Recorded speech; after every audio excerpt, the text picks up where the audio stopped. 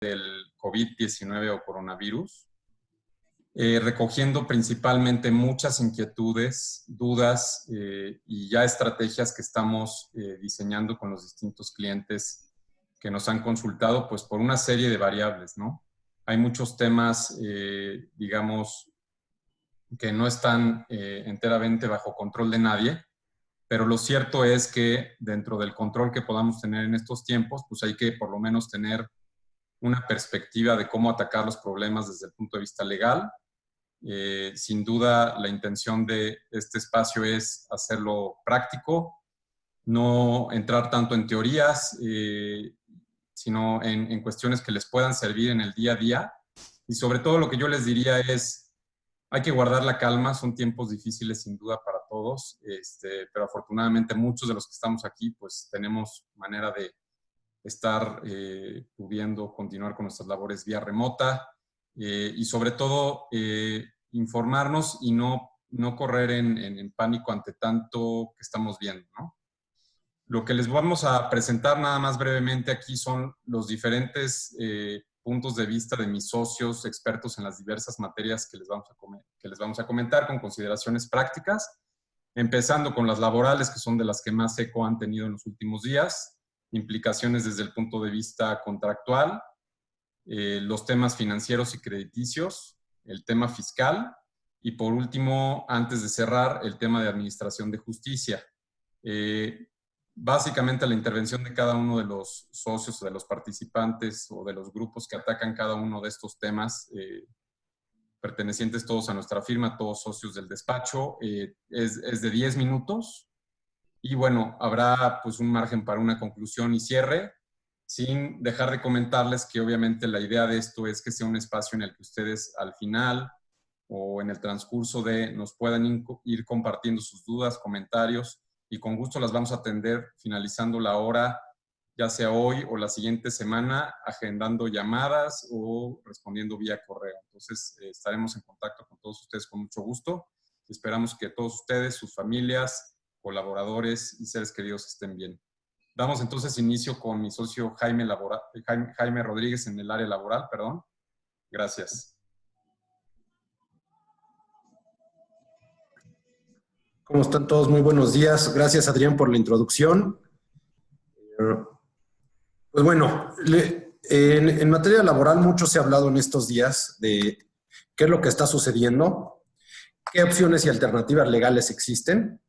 Y la verdad es que estamos ante un caso no previsto en la ley, si bien hay dos supuestos que se establecen en la Ley Federal del Trabajo que se le asemejan, los cuales les quiero platicar, y ahorita entramos a la conclusión de por qué no estamos ante ninguno de estos dos eventos todavía, o por qué no nos podríamos utilizar. El primero que se ha hablado mucho es el de contingencia sanitaria declarada por la autoridad competente. Esto se incorporó a la ley a raíz de la pandemia de influenza de 2009. Aquí establece que cuando se declara una contingencia sanitaria con suspensión de labores por parte de la autoridad competente, que en este caso no ha sucedido, tendría que ser la Secretaría de Salud o el Consejo Nacional de Salubridad, que no han declarado como tal una contingencia sanitaria. Si declaran suspensión de labores, se entendería que se suspende la relación de trabajo durante el tiempo que dure esta contingencia y los trabajadores solo tendrían derecho al pago del salario mínimo. Ojo, las mujeres embarazadas y lactantes, con la suspensión de labores declarada, tendrían derecho a recibir su salario completo durante este tiempo.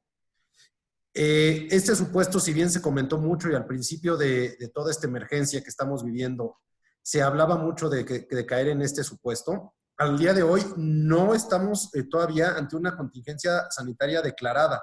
Es decir, no podemos suspender la relación de trabajo con nuestros trabajadores pagándoles solamente el salario mínimo. Ahora, hay otro supuesto que contempla la Ley Federal del Trabajo, en particular para relaciones colectivas del trabajo, es decir, cuando tenemos un contrato colectivo y un sindicato activo dentro de nuestra organización, en la que establece que se puede suspender la relación de trabajo por caso fortuito o fuerza mayor, previa aprobación por parte de la Junta de Conciliación y Arbitraje. Y en este caso, no los puedes mandar tampoco sin nada a sus casas, también les tienes que pagar una indemnización que equivale a un salario base de hasta 30 días. Si se extendiera la causal que dio origen a la suspensión por más tiempo, ahí sí ya no tendrías que pagarle nada. Ahora, ¿qué es el reto práctico que estamos viendo con este supuesto de caso fortuito fuerza mayor? Uno, que no todas las empresas tienen un sindicato. Dos, que la mayoría de las juntas, si no es que la totalidad de las juntas de conciliación y arbitraje en la República y la federal a nivel nacional están ahorita cerradas y en algunos casos solo tienen oficialidad de partes abiertas en materia de huelgas y emplazamientos. Es decir, para este tema no tendríamos quien nos sancionara y quien nos aprobara, ¿no? Siguiente tema. Ahora, por otra parte, tenemos un acuerdo que publicó el 24 de marzo la Secretaría de Salud, donde establece medidas preventivas y lineamientos que se deberán de seguir para evitar la propagación de la pandemia del COVID-19. Lo primero que nos dicen es evitar la asistencia a centros de trabajo, espacios públicos y otros lugares concurridos a la población de riesgo. Y estos trabajadores tendrían derecho a un permiso con goce de sueldo. ¿Qué quiere decir? Que las personas que se encuentren en situación de riesgo, que son mujeres embarazadas, personas de mayores a 60 años de edad, personas con alguna condición de salud preexistente, diabetes, obesidad, alguna enfermedad de inmunodeficiencia adquirida o inmunodeficiente, como puede ser el lupus, por ejemplo, todas estas personas tendrían derecho a irse a descansar a sus casas con un salario completo durante el tiempo que dure esta contingencia y respetando todas las condiciones de trabajo, inclusive prestaciones y beneficios como podría ser para el cómputo de aguinaldo, de vacaciones y de prima vacacional. Ahora, tenemos el otro supuesto donde nos dice hay que suspender las actividades escolares en todos los niveles hasta el 17 de abril. Aquí, por ejemplo, en el tema de las actividades escolares, tendríamos un caso fortuito, fuerza mayor, en el que todas las escuelas tendrían que cerrar y suspender actividades. Entonces, ¿qué sucede con los maestros? Y es ahí donde empieza el debate. Al día de hoy, al no haber una declaración de contingencia sanitaria con suspensión de labores, no hay un mecanismo, digamos, previsto en la ley, aunque hay análogos, que nos permitan suspender y dejarle de pagar a los trabajadores por este caso fortuito fuerza mayor. En todo caso, al ser equiparable, si tenemos una escuela o un cine, por ejemplo, que están ahorita cerrados por el Ministerio de Ley, lo que sucedería es que suspendemos la relación de trabajo, pero tendríamos que pagarle una indemnización de hasta un mes, si es que dura la contingencia un mes. Si dura menos, pues se les paga nada más, se les compensa por ese tiempo. Si hay más tiempo que dure la contingencia, entonces ya no, el patrón después de los 30 días ya no estaría obligado a pagar nada. ¿Okay? Ahora, también nos dice suspender actividades que involucren la concentración física, tránsito o desplazamiento de personas hasta el 19 de abril. Esta, digamos, recomendación es muy ambigua porque si lo analizáramos a rajatabla, querría decir que nadie se puede desplazar y nadie puede salir de sus casas, lo cual al día de hoy no hay una declaración expresa de que esto sea así.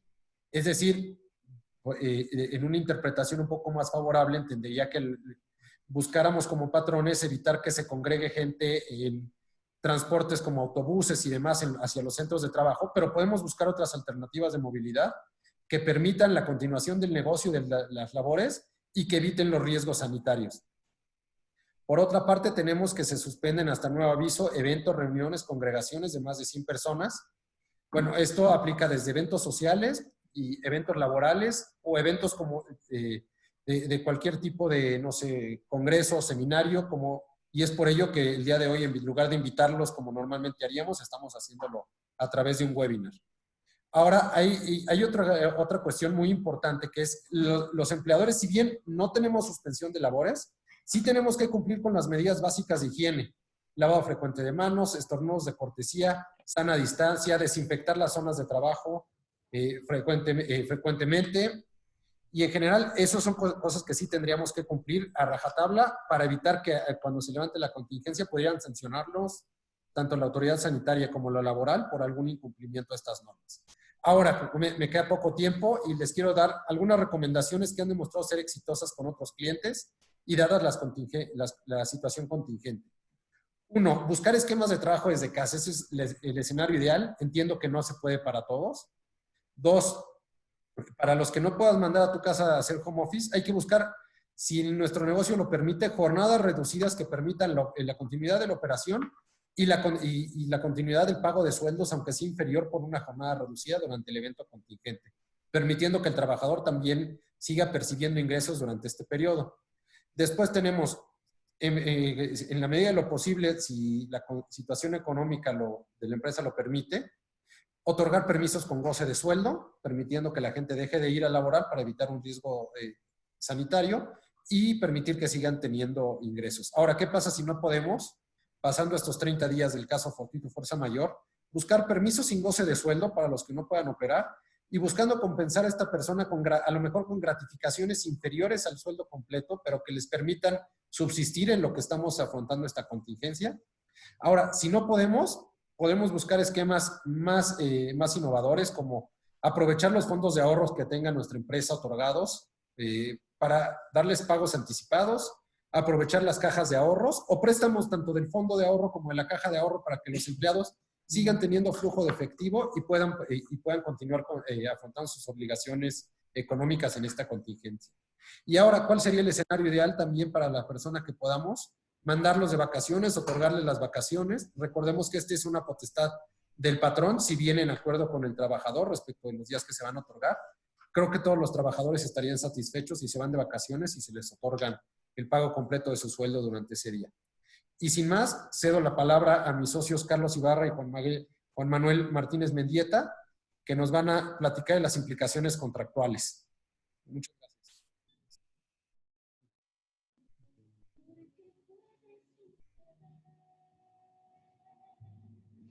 Sí, bien.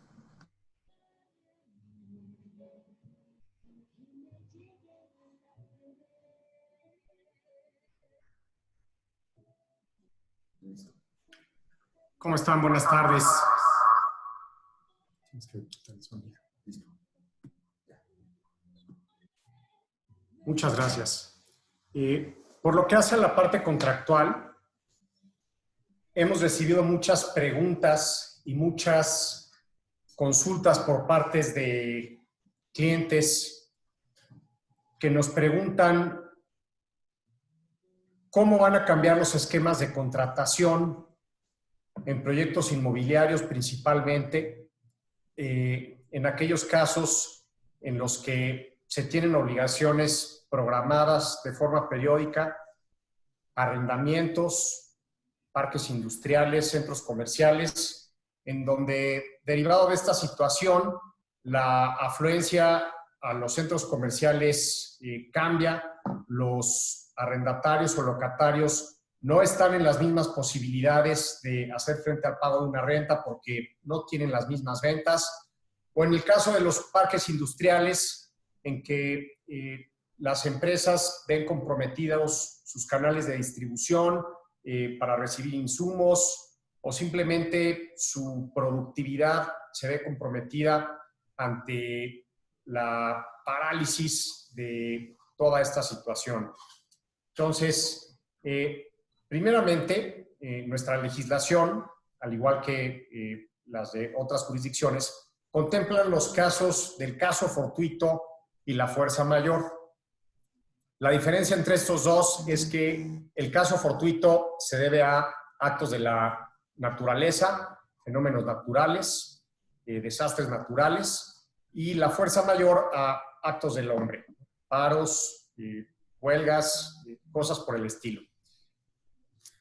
El requisito para la procedencia de cualquiera de estos dos es que se trate de un acontecimiento general, ¿no?, que no sea particular a una de las partes contratantes, que no dependa, que no esté dentro de la esfera de voluntad ni dentro del alcance de alguna de las partes, que sea auténticamente imprevisible, no obstante una buena práctica de negocios, la diligencia, que no sea algo que pueda ser asegurable, que sea auténticamente fuera de toda previsión y que sea insuperable. En esos cuatro supuestos opera el caso fortuito y la fuerza mayor. Ahora, estas eximientes de responsabilidad no están disponibles ni en todos los casos ni en todos los contratos. Esto es, primeramente, habrá que revisar dos cosas. Si el contrato en cuestión, ya sea un arrendamiento o una compraventa a plazos o una compraventa con reserva de dominio o cualquier otro contrato en donde hayan cumplimiento de obligaciones en forma periódica, hay que revisar si contiene o no una cláusula al respecto, sobre caso fortuito o fuerza mayor. Estas cláusulas son ordinarias, de la mano con la teoría de la voluntad de las partes en materia contractual, y se pueden establecer umbrales por el tiempo que dure la situación, se pueden establecer umbrales en cuanto a cantidades, en cuanto a incrementos inflacionarios, etc. Ante la falta de esta cláusula de caso fortuito o fuerza mayor, nuestra legislación prevé dos principios o dos corrientes. El primero, perdón por los latinazgos, el de pacta sunt servanda, que implica que los contratos surten sus efectos y se deben de cumplir en sus términos desde el momento en que se celebran, y asimismo se debe de estar a las consecuencias que producen los contratos. Esto quiere decir que lo pactado obliga. Y por otra parte está el principio de rebus sic stantibus, o la teoría de la imprevisión, que supone la posibilidad de equilibrar las condiciones de un contrato cuando por causas externas a alguna de las partes el cumplimiento de sus obligaciones se vuelven mucho más onerosas o mucho más gravosas. Esta teoría de la imprevisión es una corriente relativamente nueva para nuestro sistema jurídico mexicano y no está disponible en todos los casos. De entrada, para los actos de comercio o los contratos que son claramente mercantiles, no está disponible. El Código de Comercio es muy claro y en consistencia con diversos precedentes judiciales en que lo imperante es la primera corriente, que es lo pactado obliga, o el de pacta sunt servanda. A nivel federal, nuestro Código Civil también se acoge al primer principio de que lo pactado obliga o pacta sunt servanda. Entonces, ¿en qué casos se puede aspirar a la teoría de la imprevisión? Bueno, 11 de los 33 códigos civiles de la República sí prevén la teoría de la imprevisión. Para que proceda esta acción de equidad, se tienen que cumplir varios supuestos que varían de estado a estado. Mi socio Juan Miguel Martínez Mendieta va a abundar en el caso específico de la Ciudad de México, donde, pues, además de que tenemos el portafolio inmobiliario más grande del país, lo que sucede en la Ciudad de México ordinariamente es una tendencia o se replica en otros estados de la República.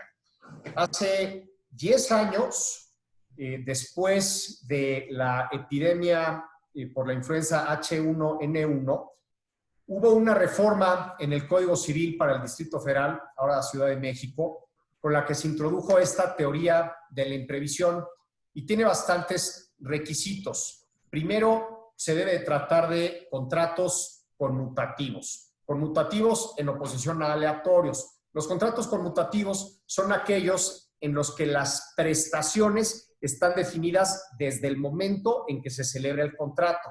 Es decir, una vez que se celebra el contrato, las partes ya saben la periodicidad y los montos que tendrán que pagar, llámese rentas o pagos periódicos, ¿no? Aplica para contratos de tracto sucesivo. Como ya dijimos, son contratos que se ejecutan a lo largo del tiempo en distintos plazos, a diferencia de los contratos que se celebran de forma instantánea, como una compraventa en la que en un solo acto se cubre el precio y se hace el intercambio de contraprestaciones y la entrega de propiedad. Y, por último, debe de obedecer a situaciones ajenas a la voluntad de la parte que solicita el equilibrio en las obligaciones, Esa parte debe de estar en cumplimiento y, por último, debe de agotar un procedimiento. Esto, como les decía, varía de estado a estado. En el caso de estos 11 estados de la República en cuyos códigos civiles se prevé la teoría de la imprevisión.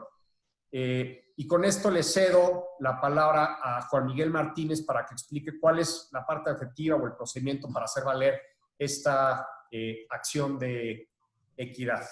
Gracias. Muchas gracias, Carlos. Muchas gracias a todas las personas que nos acompañan y nos hacen favor de estar viendo esto. Esperemos que la información que les proporcionemos les sea de utilidad.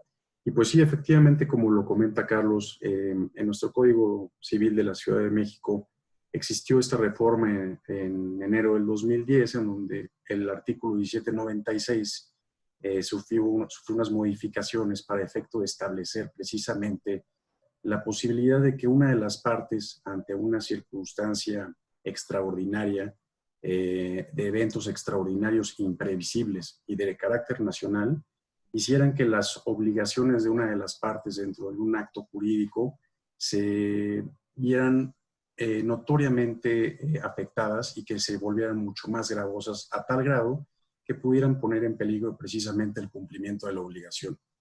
En ese sentido, pues obviamente esta reforma lo que tendió fue precisamente a restablecer el equilibrio entre las partes buscando dos cosas. Una renegociación en cuanto a las prestaciones establecidas dentro del acto jurídico que dio origen a la obligación entre las partes, o dos, de buscar la rescisión de este acto jurídico en caso de que el cumplimiento del mismo se viera notoriamente imposible de llevar a cabo.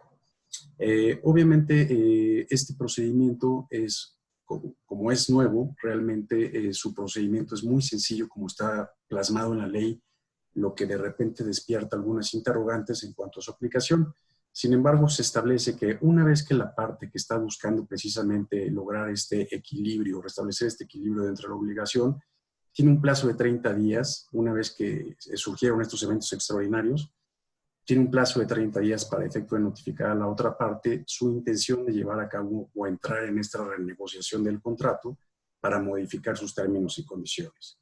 O, en su caso, buscar la rescisión del mismo derivado de la imposibilidad en el cumplimiento de la obligación. Si posterior esta notificación tiene que ser por escrito y obviamente tiene que fundar las razones por las cuales considera o requiere precisamente la modificación de este acto jurídico.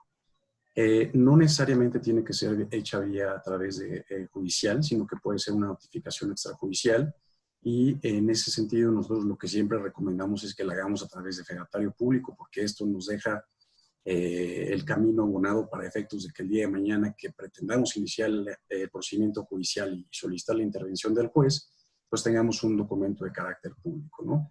Si pasados estos 30 días de hecha la notificación a la contraparte, las partes no logran un acuerdo, no se logra la modificación del acto jurídico que se está buscando modificar, entonces podemos acudir ante el juez dentro de esos 30 días para efectos de notificarle y pedirle su intervención para efecto de que dirima la controversia, ¿no? Una vez agotado esto, es importante mencionar que la parte que está buscando, ya sea la modificación de las condiciones del contrato, sea respecto de prestaciones que están pendientes de cumplirse una vez que surgen estos eventos extraordinarios, es decir, no se puede solicitar respecto de prestaciones anteriores a los eventos extraordinarios. Y en el caso de solicitarse la rescisión, la parte que solicita forzosamente tiene que estar en cumplimiento de las obligaciones, ¿no? Este procedimiento, pues obviamente lo que va a buscar o lo que va a resolver el juez va a ser precisamente el que las partes puedan continuar en el cumplimiento de sus obligaciones y que esto no pueda afectarlos en un futuro para efectos de estar sujetos a penas o incumplimientos que van a volver pues prácticamente inexigible el cumplimiento de esa obligación, ya sea la actual o incluso la que se pudiera llegar a pactar posteriormente, ¿no? ¿Qué es lo que recomendamos en estos tiempos? Como ustedes bien saben, a raíz de la emergencia sanitaria en la que nos encontramos, a partir del 17 de marzo de este mes, diferentes órganos, entre ellos los jurisdiccionales, decretaron la suspensión de actividades y por tanto, pues obviamente no podemos tener acceso a nuestros tribunales. Es muy importante que estemos muy atentos a nuestros contratos, que los tengamos a la mano, aquellos contratos de los actos jurídicos que tenemos celebrados, y de los que no, pues obviamente es un buen momento para efecto de llevar a cabo todas las negociaciones que tengamos que llevar a cabo con nuestras contrapartes, para efecto de documentar bien nuestras relaciones jurídicas que tenemos vigentes, o en su defecto negociar aquellas en las que veamos o que existe la posibilidad de un incumplimiento, ya sea de nuestra parte o de la contraparte, ¿no? Esto es muy importante para efectos de poder saber si no nos van a cumplir, pues estemos atentos para el incumplimiento para que podamos llevar a cabo los requerimientos que podemos hacer de forma extrajudicial y preparar el camino para cuando se reanuden actividades jurisdiccionales podamos tener ya todo la documentación necesaria para el caso de que sea necesario iniciar el procedimiento judicial. O en su caso, pues también tenemos la alternativa de sentarnos a los temas de mediación. Actualmente es una de las formas de alternativas de solución de controversias que se ha impulsado mucho en los últimos años precisamente para evitar tener que enfrascarnos en una situación judicial que son largas y luego son muy complicadas, y que en estos casos en particular, al no estar en funciones los jueces y tribunales, pues tenemos la posibilidad de solucionar controversias. Estar muy atentos a nuestros contratos, revisar las cláusulas que tenemos para posibles incumplimientos, y en caso de que veamos la posibilidad de que incurramos en algún tipo de incumplimiento, pues podamos someternos a este procedimiento, obviamente si es que nos aplica, si es que es un contrato que está construido en términos de la legislación de la Ciudad de México o de alguno de estos 11 estados que está contemplada la teoría de la imprevisión, y en caso contrario, pues obviamente ver la posibilidad de negociar, ¿no? Son nuestras recomendaciones, obviamente estamos atentos a cualquier duda que pudieran tener al respecto, y a continuación pues también le cedo la voz a mi socio Gerardo Gallego, que les va a hablar de algunas implicaciones relacionadas con el sistema financiero y crediticio. Muchas gracias.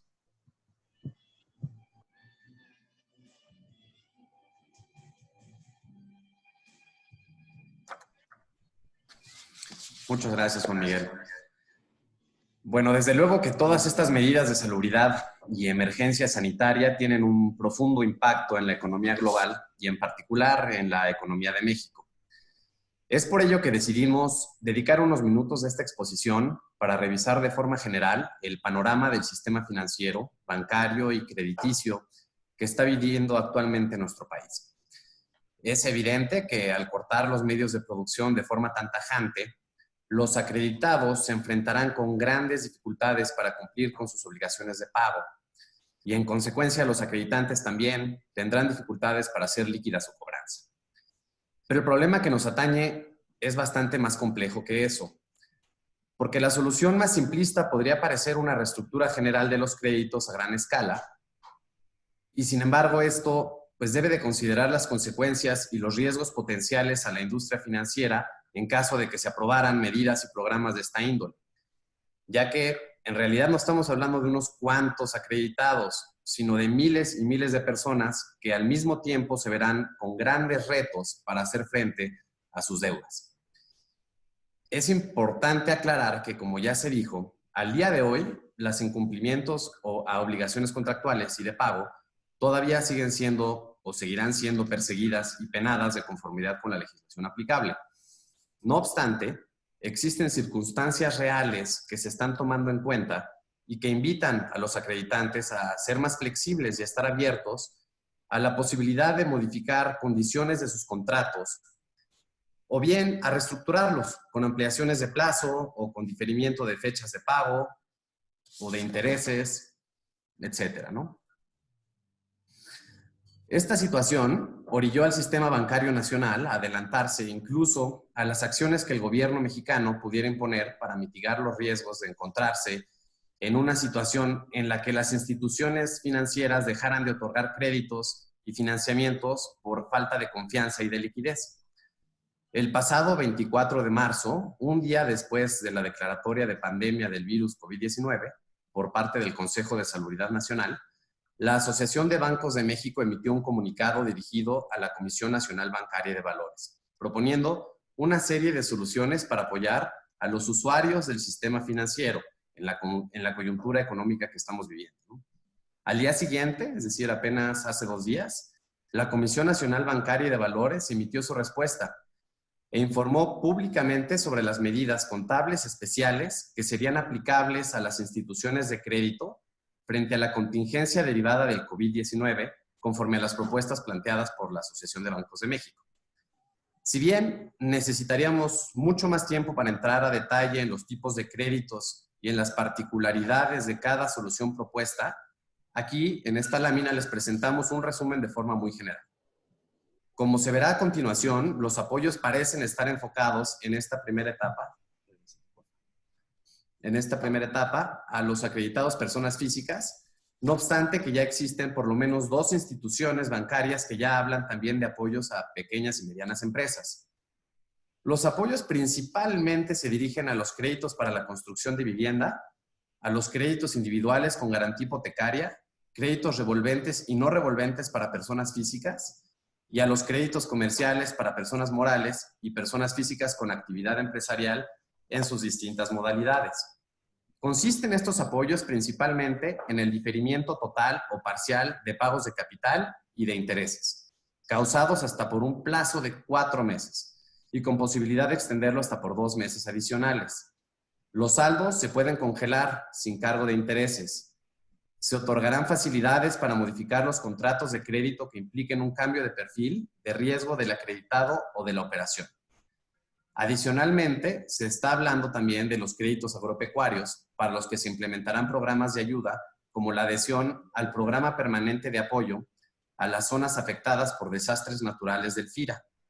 Este programa contempla la utilización de prórrogas, recalendarizaciones, reestructuraciones, consolidación de adeudos y asistencia técnica hasta por 6 meses en los municipios declarados como zona de desastre.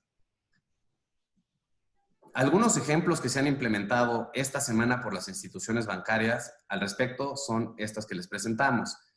Una disculpa que no estén todas, pero en realidad todavía al día de hoy seguimos recibiendo de distintos bancos sus propuestas y no pudimos actualizar la lámina, pero hasta el día de ayer, Banorte nos ofrecía plazo para hacer pagos de créditos, incluyendo tarjetas, créditos hipotecarios, créditos de nómina y autos, créditos personales.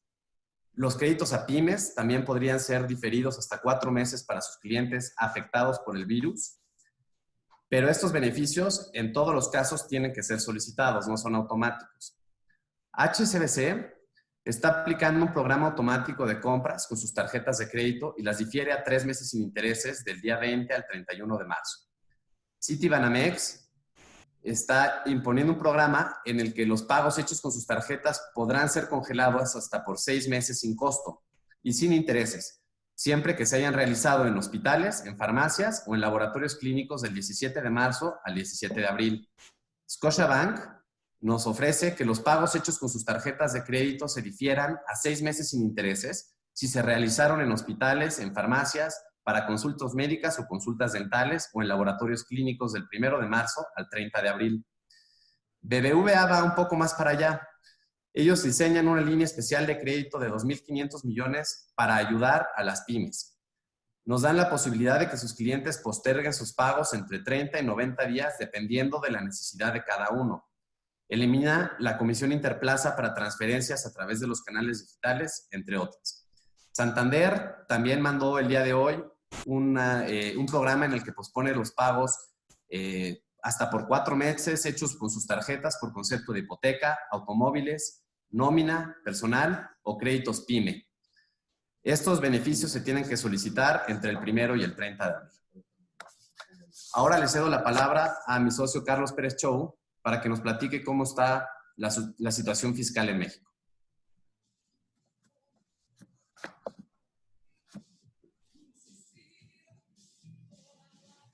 ¿Qué tal? Buenas tardes. Gracias, Gerardo, y gracias a todos ustedes por estar escuchándonos en este webinar. Pues como decía Gerardo, yo me voy a encargar de hablarles sobre la parte fiscal de esta contingencia dividiré mi exposición en 3 puntos. Las medidas posibles a tomar, en general por el derecho fiscal internacional, las medidas específicas recomendadas por la OCDE para esta contingencia del coronavirus y, por último, las medidas ya adoptadas por el gobierno mexicano en temas fiscales. Entonces, como verán en la siguiente diapositiva, hay varios tipos de medidas de auxilios que los gobiernos pueden proporcionar. Pero antes que nada quisiera dejar claro un punto. El pago de impuestos es algo que es certero y que las leyes fiscales, en principio, por regla general, no eximen de su pago por cualquier contingencia o catástrofe. Es decir, a diferencia de lo que han estado hablando mis socios de las teorías de las imprevisiones, de que se puede hacer injusto el pago de contraprestaciones, la ley fiscal no reconoce en principio estas situaciones y pues uno está obligado al pago de sus impuestos, pase lo que pase. No obstante, los gobiernos de manera graciosa o magnánima dan concesiones que ayudan a los contribuyentes para salir adelante en estos temas. Las medidas de auxilio más generales, de menor a mayor medida, son las siguientes. La primera siempre es la suspensión de actuaciones y diligencias en procedimientos fiscales, ya sean ante autoridades y tribunales. ¿Qué quiere decir esto? Que ya no se van a iniciar auditorías para verificar el cumplimiento de obligaciones fiscales. Si ya estábamos en una auditoría, se van a suspender. Si estábamos en cualquier recurso legal ante la autoridad fiscal, también se van a suspender. Y los juicios fiscales también se suspenderían. El siguiente medida es el diferimiento de pago de impuestos. Es decir, el gobierno sigue reconociendo que debo el pago de impuestos, pero me prorroga el plazo para pagarlos. Normalmente, cuando hacen programas de diferimiento de pago de impuestos, no viene el cobro de intereses y recargos, pero hay que estar atentos a la medida impuesta por el gobierno para ver los específicos supuestos de esta medida. Siguiente viene la condonación de pago de impuestos. Esta ya es una medida mucho más benéfica, es decir, el Estado reconoce que es muy difícil pagar los impuestos y por lo tanto libera de la obligación a los contribuyentes de pagar los impuestos. Y por último están los créditos fiscales a los contribuyentes, que hay diversos tipos de beneficios fiscales, ya están unos en ley, que aplican ante cualquier situación que no sean contingencias, pero normalmente los créditos fiscales que se otorgan en momentos de contingencia es literalmente entregar efectivo, dinero, a los ciudadanos y contribuyentes para que puedan afrontar las medidas por las que están pasando. Luego, en la siguiente diapositiva ustedes podrán ver las recomendaciones que ya emitió la OCDE para este punto específico del coronavirus. Estas son recomendaciones. Esto no significa que los gobiernos tienen que implementarlas. Es simplemente una carta de buenos deseos de este organismo internacional que sugiere a los gobiernos realizar estas prácticas fiscales en beneficio de sus ciudadanos. La primera es el apoyo de seguro de desempleo o welfare o faltas por enfermedad.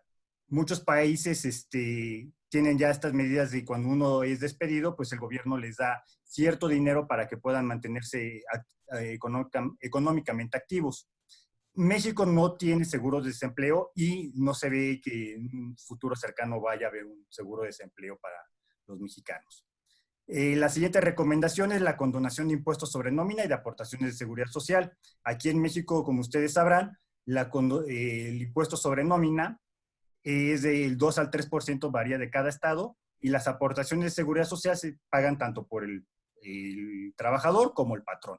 Entonces, en este caso, pues la recomendación sería condonar estos impuestos y estas aportaciones. La que sigue es la exención del impuesto sobre la renta a cualquier profesional o empleado en el ramo de la medicina y atención a pacientes, pues como un reconocimiento a la labor que están haciendo estos hombres y mujeres en favor de toda la ciudadanía. Luego viene la exención de impuestos sobre alimentos y medicinas. En este punto hay que recordar que muchos países sí tienen un impuesto al valor agregado a los alimentos y medicinas. Entonces la OCDE por eso justamente recomienda quitarles el IVA ante esta situación. Aquí en México, por ley, no se cobra IVA tanto ni a alimentos ni a medicinas. Lo más cercano que estuvimos fue cuando Vicente Fox propuso poner IVA a estos productos, pero pues fue rechazado por el Congreso en su tiempo.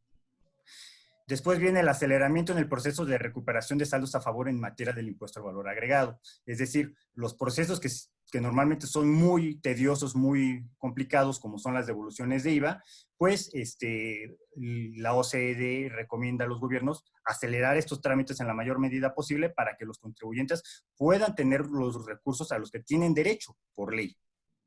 Y finalmente, modificación a las reglas sobre pérdidas fiscales para hacerlas más benéficas para los negocios y empresas.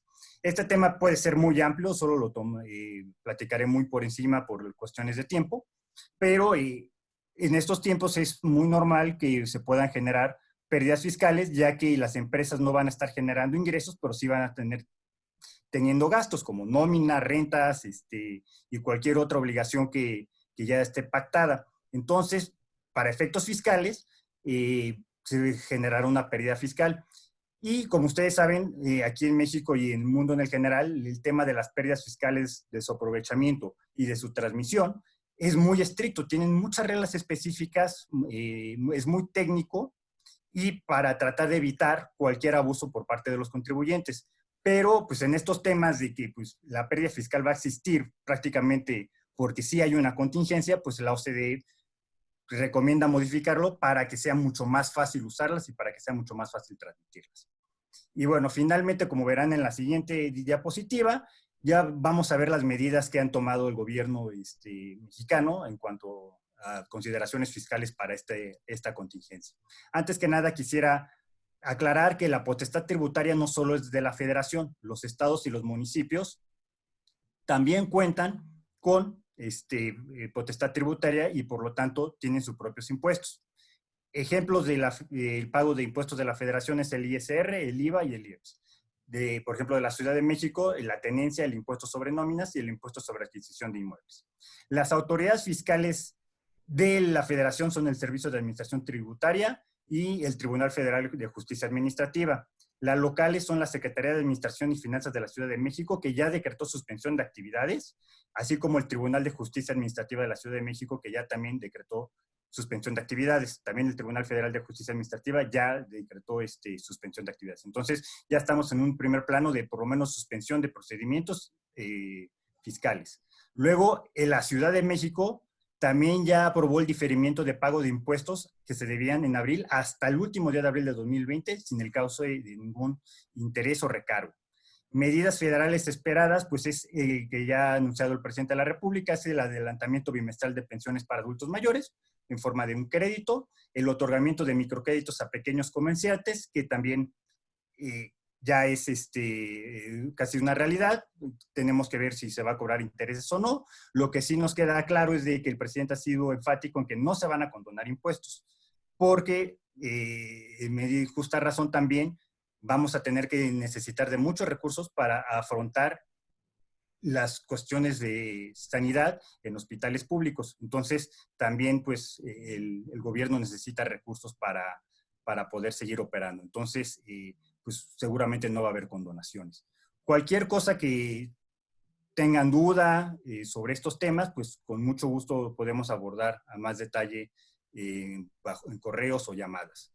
Y paso el micrófono a mi socio Adrián del Paso, quien nos va a hablar sobre medidas sanitarias y administrativas en general. Gracias, Adrián. Gracias, Carlos. Pues nada más pediría que me muevan las láminas pues comentarles, ¿no? Ya algunas preguntas del chat van en línea con el tema de la movilidad, la suspensión de garantías, la contingencia, la acción extraordinaria de emergencia. Hay tantos conceptos en el aire que creo que ya a lo que se ha prestado primero es a una gran confusión de conceptos y un poco finalmente de desorden desde el punto de vista legal, en mi opinión. Hay que tratarlo de ver de una perspectiva más simple. Lo primero y más importante, por ahí también para atender un poco lo que comentaba Juan Pablo, es hoy no hay una contingencia sanitaria decretada. Y también, pues la misma contingencia per se, pues digamos que los distintos ordenamientos que hablan al respecto tienen inclusive terminología o definiciones distintas, ¿no? La propia Ley General de Salud prevé una acción extraordinaria de emergencia, su texto es algo ambiguo, y bueno, pues a la luz de los distintos acuerdos que se han publicado, destaco aquí en la lámina principalmente el del 24 de marzo, pues hay una serie de medidas que de alguna forma llegan a preocupar desde la perspectiva de la ambigüedad de la palabra o del concepto de obligatoriedad, ¿no? Yo lo que digo es, tratando de verlo desde una perspectiva más práctica, es básicamente, si el gobierno estuviera pensando en realmente restringir toda actividad, pues el mismo gobierno sabría que pues, el país se va a colapsar absolutamente. Entonces yo creo que esta parte hay que verla con cierta reserva. El mismo gobierno realmente no podría hacer frente a una contingencia desde el punto de vista económico en donde la actividad productiva prácticamente se viera parada. Entonces, yo creo que hay que, insisto, verlo con cierta reserva y más bien, bueno, pues evaluar caso por caso como para ver qué medidas, sí quizás de mitigación, digamos, de posiciones cautas, pero tampoco sobre conservadoras que nos puedan llevar a extremos de cierres, de paros, etcétera, se toman. Entonces, digo, a la orden con poder platicar de esto. Insisto, no hay suspensión de garantías y por lo tanto, pues realmente ahorita, no obstante las limitantes, perdón, me podrían regresar un momento la pasada, las limitantes realmente no, o sea, no nos pueden dejar cruzados de brazos, ¿no? Entonces, desde la perspectiva administrativa, yo hablo un poco en nombre de mis socios, los que estamos en las ramas administrativas del derecho, en donde tenemos mucha interacción con autoridades, ¿no? Incluida ambiental, sanitaria, que son las que yo veo, pero también tenemos propiedad intelectual y otras áreas que tienen injerencia con autoridades, tanto desde la perspectiva meramente administrativa, gestión, etcétera, como también el tema contencioso. Entonces, platicarles que en términos generales, la gran mayoría de las autoridades administrativas han decretado suspensiones de actividades, sobre todo a nivel federal. Esto ya es bastante generalizado, inclusive ayer en la noche la Secretaría de Salud también sacó su acuerdo, es uno de los acuerdos inclusive más detallados respecto de el tipo de actividades que van a suspender, o sea, dan un catálogo muy, muy exhaustivo de qué actividades se van a suspender, no obstante no cerrando la posibilidad de atender ciertos temas y trámites urgentes, por ejemplo, para el caso de la COFEPRIS, registros sanitarios, etcétera, ¿no? De la mano con eso, pues obviamente, digamos, el Consejo de Salubridad General publica un decreto a la vez que deja claro que ellos van a seguir operando, porque finalmente son los que están manejando la crisis de la mano, de cierta forma, con la Secretaría de Salud. Ahora, muchos de esos acuerdos no nos llevan a que las facultades de inspección y vigilancia se entiendan absolutamente cerradas o limitadas, ¿no? Digamos que la autoridad, por los textos en cómo está descrito en los distintos acuerdos, pues se pudiera entender que se reserva las facultades en la gran mayoría de los casos. Y la verdad es que desde un punto de vista práctico, aunque lo vemos poco probable, pues hay que estar atentos, ¿no? Realmente sabemos que las visitas de inspección pueden llegar en cualquier momento y simplemente hay que estar atentos para tomar medidas, realmente sabiendo que ahorita pues prácticamente nuestros casos van a poder tener que quedar suspendidos hasta el 20 de abril en la mayoría de los casos, pero que en muchos casos se pueden ir, digo, contestando visitas, etcétera. Ahorita lo vamos a platicar con un poco más de calma. Lo que sí es que los plazos de defensa quedan intactos, digamos, o suspendidos hasta en tanto no se levantan estos acuerdos de suspensión. Es decir, si quisiéramos interponer algún recurso, en el peor de los escenarios, como ahorita lo voy a platicar, nos iríamos al día 20 de abril como primer día hábil en el que correrían nuestros plazos, ¿no? Entonces, ahora sí, por favor. Siguiente lámina. Entramos un poquito a los distintos recursos que tendríamos disponibles. Básicamente, nosotros estamos aquí cambiando un poco el orden. Para los que están más familiarizados con temas de recursos, saben que, por lo general, el primer recurso que procede ante un acto de vulneración, sobre todo una resolución definitiva, que pone fin a una instancia, es el recurso en sede administrativa, que es el de revisión o análogo. En ese caso, en el recurso de revisión, lo que les diría es que hay que evaluar suponiendo que podemos acudir a él, si en función de los acuerdos de suspensión lo podemos interponer. En la gran mayoría de los casos, lo que yo les diría también, perspectiva práctica, es si tenemos que interponer un recurso en estas fechas por algún tipo de acto que nos vulnere antes de entrar al Constitucional, hay que intentarlo, hay que hacerlo, con las reservas del caso, pero lo analizamos, ¿no? Entonces, con todo gusto lo podemos revisar en su caso. El contencioso está un poco más cerrado, el de nulidad, o sea, la segunda instancia, si lo queremos ver así, porque el acuerdo de los tribunales, tanto a nivel federal como en la Ciudad de México, es un poco más, digamos, claro en la parte de que pues, prácticamente se dan por cerrados al 100%, ¿no?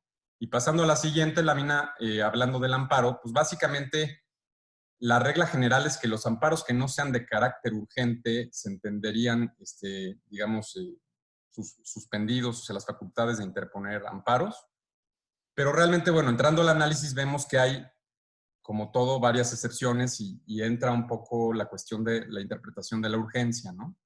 Abajo les ponemos una serie de casos en donde se entendería que el amparo ante violaciones de garantías por parte de autoridades gubernamentales se entenderían procedentes. Y yo lo que les diría desde una perspectiva práctica es, ante temas radicales, clausuras o temas mayores, la verdad es que hay que preparar los amparos y tratar de presentarlos, obviamente cabildeando con los diferentes juzgados para que se admitan en estos tiempos. Peor de los escenarios, se admitirán pasado el periodo de suspensión. Pero la verdad es que ante la ambigüedad, sin duda, pues hay que hacerlo, ¿no? Y finalmente, en el último de los apartados, les platico rápidamente en la siguiente lámina, de los temas de cumplimiento ante autoridades y temas de gestión y diverso, ¿no? Por favor, cambio de lámina. Gracias. Desde luego se tienen que revisar caso por caso, pero pues hay temas relevantes que nos preocupan, ¿no? Si ya, por ejemplo, COFEPRIS suspende plazos, pues ¿qué pasa con las prórrogas de registro sanitario que quedaron ahí? Prórrogas de licencias sanitarias, que, bueno, nos llevan muchas veces a este tipo de limbos jurídicos en los que la licencia ya se nos venció, pero tenemos el trámite todavía en curso. Digo, ahí yo insisto, las perspectivas prácticas normalmente nos llevan a, bueno, no se tienen que parar los negocios, definitivamente. Son zonas grises, pero de alguna forma tenemos, pues digo, la manera de evidenciar que pues, desde la perspectiva del particular todo lo que se tenía que haber hecho se hizo, ¿no? Entonces, no nos paniquemos, atendámoslos, si tienen dudas en concreto, atendámoslas, con gusto las podemos revisar si lo necesitan, pero bueno, pongan énfasis en todos esos temas que están mencionados, trámites, proyectos estratégicos que a lo mejor derivan de transacciones o de otro tipo de reestructuras donde hay muchos trámites en curso, mucho el tema de las prórrogas y cumplimiento periódico de obligaciones también. Mucho el mensaje es, hay que ordenar la casa aprovechando estos periodos de suspensión para prepararnos para lo que venga a partir del día 20. Si no hay temas urgentes que presentar ahorita, pues aprovechemos para de alguna forma poner orden en expedientes, en trámites, en asuntos legales, para el 20 estar otra vez al pie del cañón y pudiendo, pues digo, seguir presentando, dando seguimiento, interponiendo recursos, todo lo que haga falta, a excepción de casos urgentes donde obviamente, o extraordinarios, donde los invitamos a realmente tomar medidas rápidas.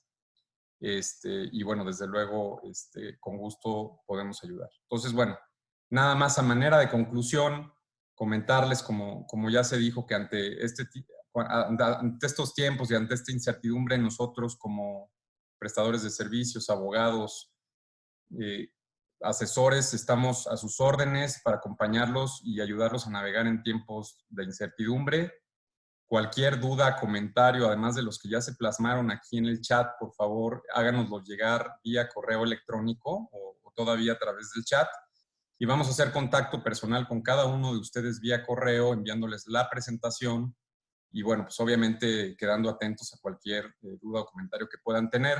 Sin más, les agradecemos su tiempo y, bueno, les deseamos lo mejor, mucho ánimo, vamos todos, sí se puede, y estamos para ayudarlos en lo que necesiten, que estén todos bien, sanos, igual que sus familias, sus colaboradores y seres queridos. Muchas gracias.